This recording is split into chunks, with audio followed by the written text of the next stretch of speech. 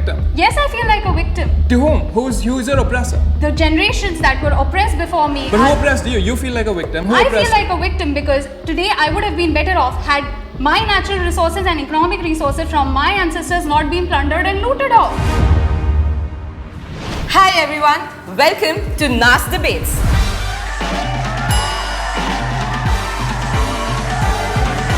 Today we are going to be debating whether the British should apologize to India. The British have ruled over us for the past 100 years. In that time, there was slavery, theft, and even massacres. Now, many years later, people in India want the British to apologize. At the same time, some people wonder if we should let the past be in the past. Well, that's why we invited the experts to debate it out. Before we launch into the debate though, we want to tell you that we want absolutely no offense to be taken to the Queen. We all pray that her soul rests in peace. Alright, we have Aishwarya on the right, who believes the British should apologize.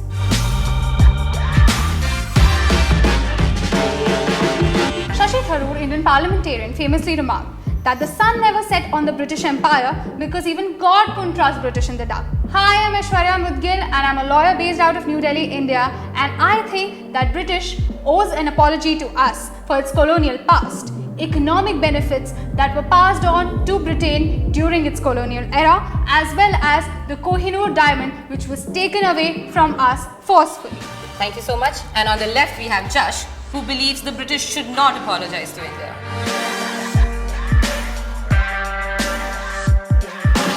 The British must not apologize to India or any of their former colonies. Today I will make a case to you for why the past should remain in the past. Hello, my name is Jash Dholani. You can find me on Twitter at oldbooksguy. I'm a writer. And let's talk about generational guilt. Let's talk about apologies. Let's talk about victimhood. Where is the victim? Where is the crime? Where is the criminal? So I'm sure we'll have a great debate on this in the coming 15 minutes. Before we started the debate, we got the audience to vote. The vote was 50% and 50%. Now after the debate, the person who manages to change the maximum number of minds wins. And each person has only 45 seconds to convince us. So let the debates begin. I think the British owes to India an apology for its colonial past. That was a dark age for India. For not only our natural and economic resources were looted by the British imperialists, people were also tortured. Many people died at the hands of Britishers. And here I'm not even going in to discuss the number of people who died because of the partition that happened at the hands of the Britishers. We were at some point of time literally paying to get oppressed by the Britishers. Not only was there genocide, there was also rampant famines, there were poor policy decisions, and we also saw our freedom fighters being tortured to death because they protested against the Britishers. I believe the Britishers owe India nothing. You cannot pass guilt on across generations. The sins of the father cannot become the sins of the son. I was personally never colonized, neither were you. The people who did the colonizing are no longer alive. There is no victim here, there is no criminal, so there is no crime. So what are we apologizing for? I don't think we are owed any apology from the colonial powers that who were here and who did rule over our country. And I also believe that there were some positive contributions which were made. So it's really a mixed bag which we are not accepting. Josh, when we talk of the British colonial era, we mean that dark era where we were reduced to being just importers of raw materials as opposed to the thriving economy that we used to be. To give a perspective, please note that when the British came to India, we were producing 24% of world's industrial output, which was reduced to 2% in 1900 during the British rule. To give you another statistics, when the British came to India, the contribution by India to world's global GDP was about 24% or 25%. However, when the British left India in 1947, we stood at 4% of world's total GDP. Our industries were systematically closed to reduce competition from British countries. Let me ask you something. Let me ask you a question. Okay, sure. Right? I'll ask you a question. Sure. Was China ever colonized by the British? It wasn't colonized. China No, is one of the few countries which yes. was never colonized. Yes. But the exact same thing happened to China. Why is that? Even China used to be a world leader around the 16th, 17th century mark, and by the middle of the 20th century, China was a poor country. India's per GDP capita was higher than China's. So China had the exact same story happen to it without any colonizers involved. And I'll tell you why that happened. Because they refused to get on the technology bandwagon. They refused to accept modernity and advancements for what it is. They were looking after their interests before they were looking after the interests of Indians, I'm sure. But you cannot make it monocausal. You can't tell me there is only one great villain of history and he looks like Churchill. That's too simplistic and history is way too complex for that.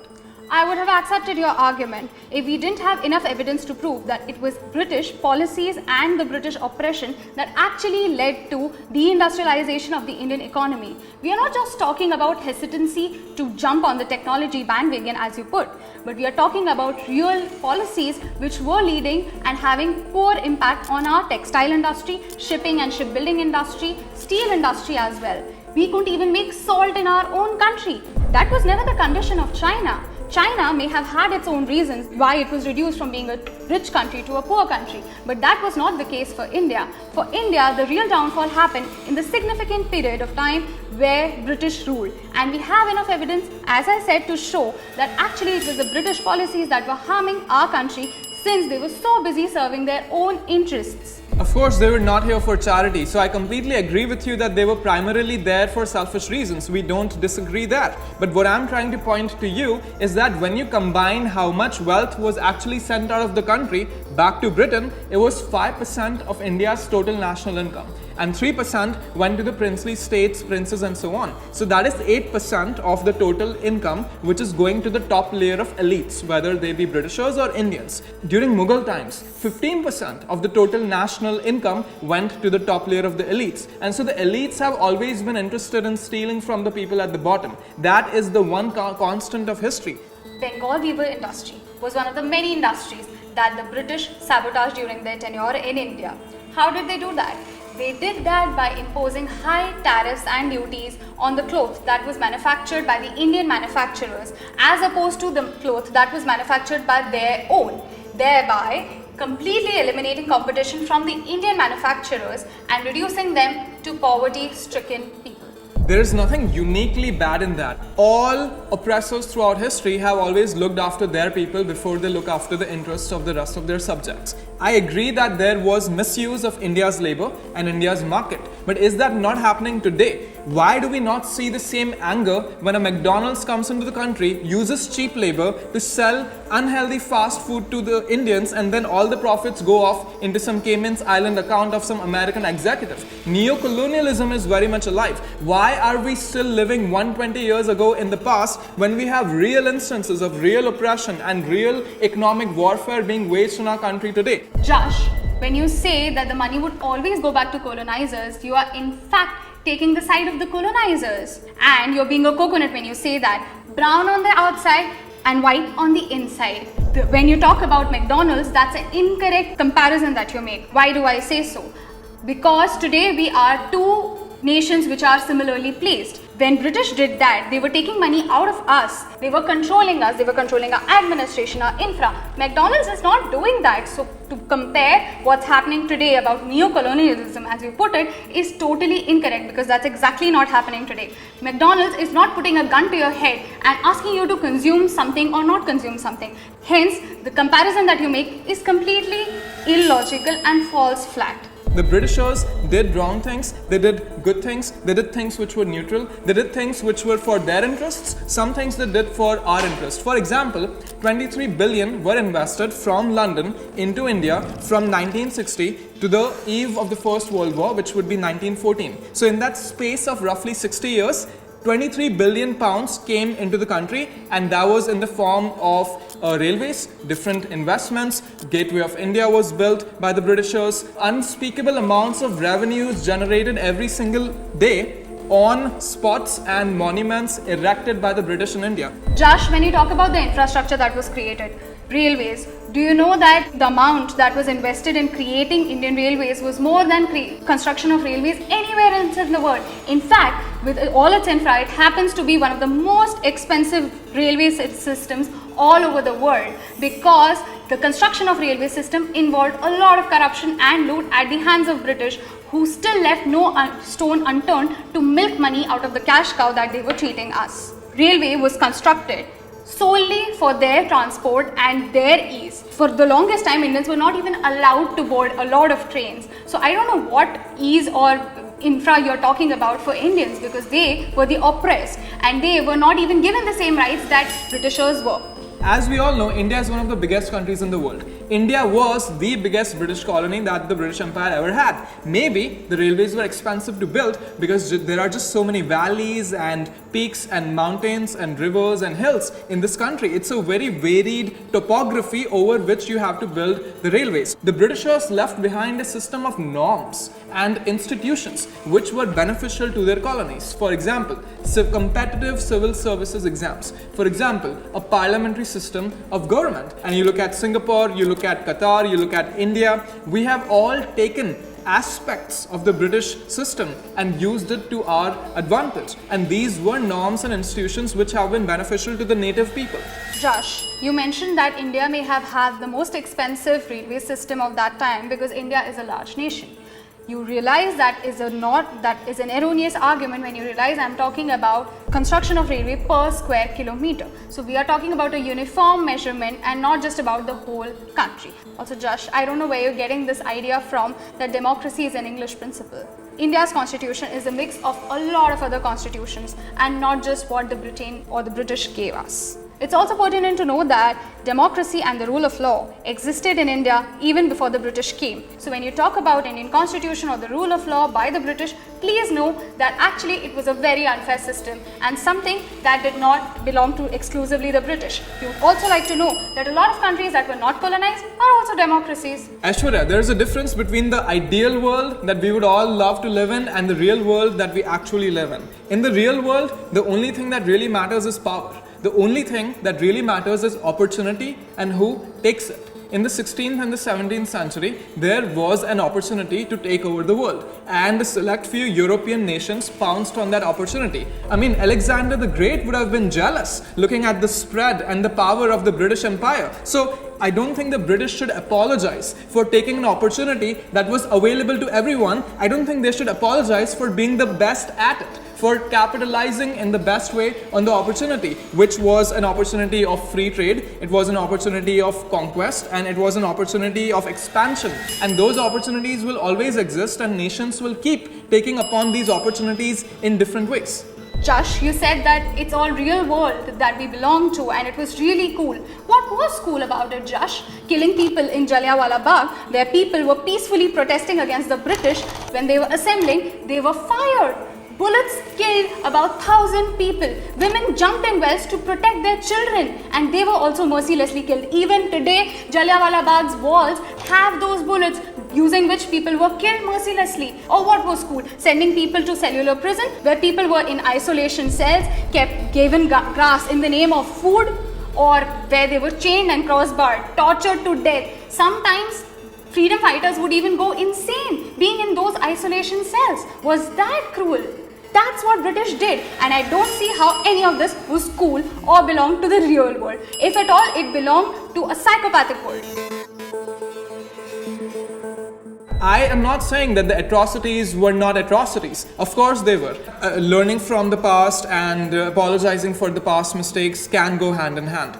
Maybe. But who is doing the apologizing, right? You are talking about two people who could be partners, who could be friends, who could have any other dynamic between them. But because you're imposing this burden of the past between me and him or her, now we have that victim and oppressor dynamic for no reason at all. I am not a victim. I've never felt like one. There are so many Indians alive today who are not victims. They don't feel like one. How many have you surveyed till now? I have surveyed a lot of people. How many have you surveyed? Please show me the survey. There are so many people who continue to feel... Do you feel like a victim? Yes, I feel like a victim. To whom? Who's your oppressor? The generations that were oppressed before me. But who oppressed you? You feel like a victim. Who I oppressed feel like a victim because today I would have been better off had my natural resources and economic resources from my ancestors not been plundered and looted off. I would have been much better off had my economy been better, and it is not better because we were deindustrialized. We were reduced to being a beggar nation. From what we were when the British came, we were reduced to being beggars.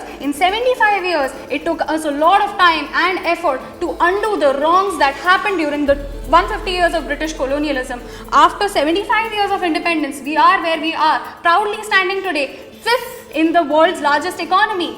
And why is it so? It took us 5 years, it took us 75 years. That had not been the case and we would have been better off. Aishwarya, you tell me you feel like a victim to what Britishers did 100 years ago, 50 years ago, 75 years ago. If you are really a victim, what will a verbal apology do to you? A verbal apology will not suddenly re-industrialize India. It will not suddenly return every natural resource which was stolen. A verbal apology is only, I'm afraid, my buddy, for your ego. Because that's all a verbal apology will do. It will make you feel superior because you extracted an apology from someone else. I want you to think deeply about why should honest people who are probably good, will lead good lives in the future, why do they owe you anything? Their ancestors did something to our ancestors. If you want an apology from, say, Britishers, do you also want an apology from the French, from the Portuguese, from the Dutch? Where does this line of apologizing, say sorry, do this stop for you? You ask me if I feel like a victim. I feel the people who are deriving the benefits today in UK, it is because the money went from my country to theirs to industrialize them. Over the 150 years that they ruled us, all of the money that they plundered went back to benefit them, went back to fund their industrial revolution, the benefits of which they are still reaping and will continue to reap generation after generation. If they are reaping the benefits and we are suffering because of something that their ancestors did and they are reaping the benefits of that, I don't see why they shouldn't apologize to us. Say the new king of the UK himself comes up to you and says, Aishwarya, I'm so sorry for what my ancestors did to your ancestors. That will not save you from them the next time. That will give you nothing worthwhile. It will not save you from someone like that the next time. How dare they do it in the first place? That is what we need to look at. An apology does not help you reverse anything. I'm only talking about the positives, how I am in love with the people who oppressed me, how I have a Stockholm syndrome. I don't have a Stockholm syndrome. I have a winner's syndrome. I'm interested in looking at how people expand. I'm interested in looking at how people gain power because that's what I want for myself. That is what I want for my country. Winner's syndrome is what India needs to develop, and that is what I'm propagating for here today. When I say that they owe us, I don't just mean an apology, mind you. I mean the loot, the economic benefits that were passed on to the Britishers by us because we were slogging hard, because we were being looted in the garb of corruption, things that were stolen from us. Things that we both know on both sides of the border that were taken forcibly from us, including the Kohinoor and other artifacts that continue to find their place in the British museums, which are actually from India, should all be repatriated back. Aishwarya, you tell us that the British owe us financial reparations. What are you thinking? Annually, what's your number? The amount that was last arrived at and computed by the Indians stood at $45 billion. One payment. One payment. And then what if there is opposition from the other side and they say that we actually owe you like 0 billion? Like, is there any way that you could actually agree on a number? So it's very easy for us to come here and put some big number in front of this big word billion and tell us, hey, that's what we want. But there is no objective way for us to arrive at that answer. You say that a certain thing was looted, they say that a certain investment was made. You say a certain famine happened, they say a certain technological advancement was given. And then we are stuck in that negotiation. So while we could be doing other things, we could be looking at how we are getting colonized today by these neocolonial multi-corporations. We are spent in this negotiation, which I just proved to you will go nowhere. Why do you think that we don't have the kind of time to arrive at that negotiation? It is not like the entire 1.8 billion population of the country will go in determining the amount that is owed by British to us. Since you talk of the winner's syndrome, you can actually look at the kind of developments that have happened post the British rule instead of simping after what happened during the British rule. That would be actually winner's syndrome, my friend. And since you're talking about them not owing up to anything, the fact that you can start the negotiation would be a good starting point. There are certain things that can be actually quantified. Sure, you cannot quantify the lives that were lost or the repercussions that happened due to the famine. You can definitely return our Kohinoor, which belongs to us. You know it's theft, we know it's theft. That can definitely be returned to us. And that, my friend, does not need any sort of computation. I agree with you, it does not need any computation, but I do have a counter argument. My counter argument to you is simply this. You know how it was not always obvious that Lord Buddha was an Indian? Like right now we know that Lord Buddha was born in Bihar. We know that today. 200 years ago, Buddhism was not very common in India. It was very common in China. It was very common in Japan. The guy who found Buddha's stupa in Sanchi, Bihar was Cunningham. And when Cunningham excavated it using his advanced engineering of the day, we have the stupa now. The locals started using that stupa to build dams. When we had Indus Valley civilization ruins, the locals started using those bricks for laying railway tracks. You know, our own history was not something we were very interested in. There are so many examples of our own history being squandered. Do they have things in British museums which initially were found in India? Yes, but I say finders keepers. Your example can be put in modern days time. I lose a note on the road and the person who picks it up is not a thief. My friend, then you need to read about what theft means. Just because I lost it or it was on the road does not mean I did not care for it. It does not mean that the person who took it away is the owner of that.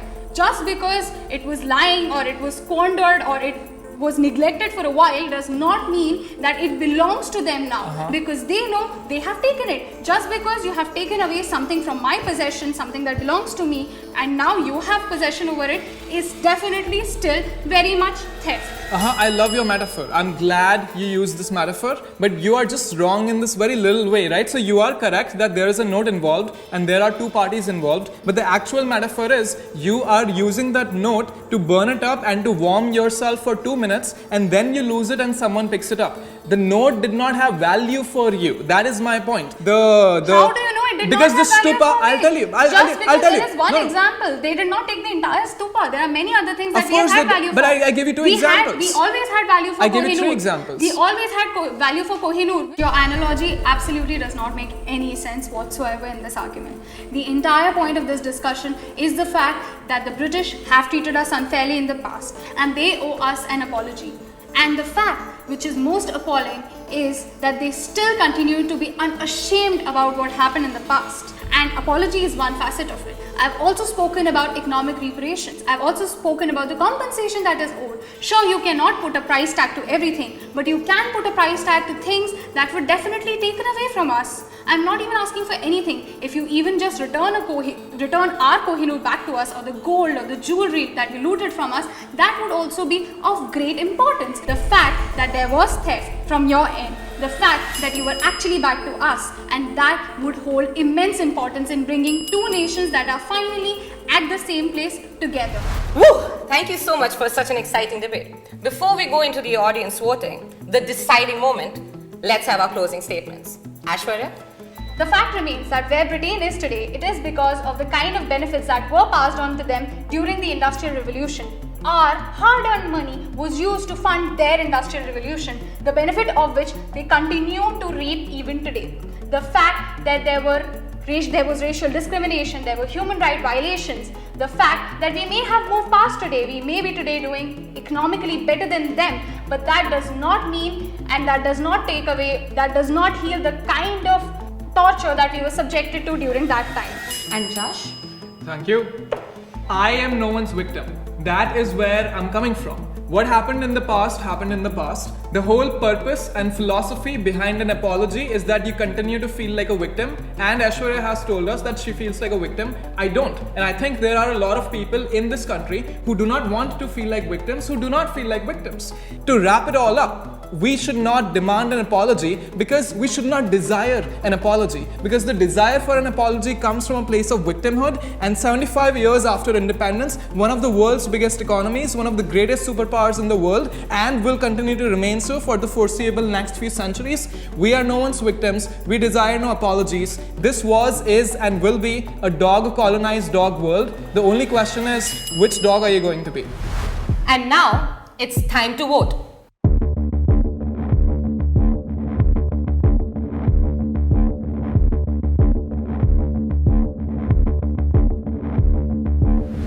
So the results are in. Before the debate started, the voting was 50-50. But now, after the debate is over, the results are 62% Aishwarya and 38% Jash.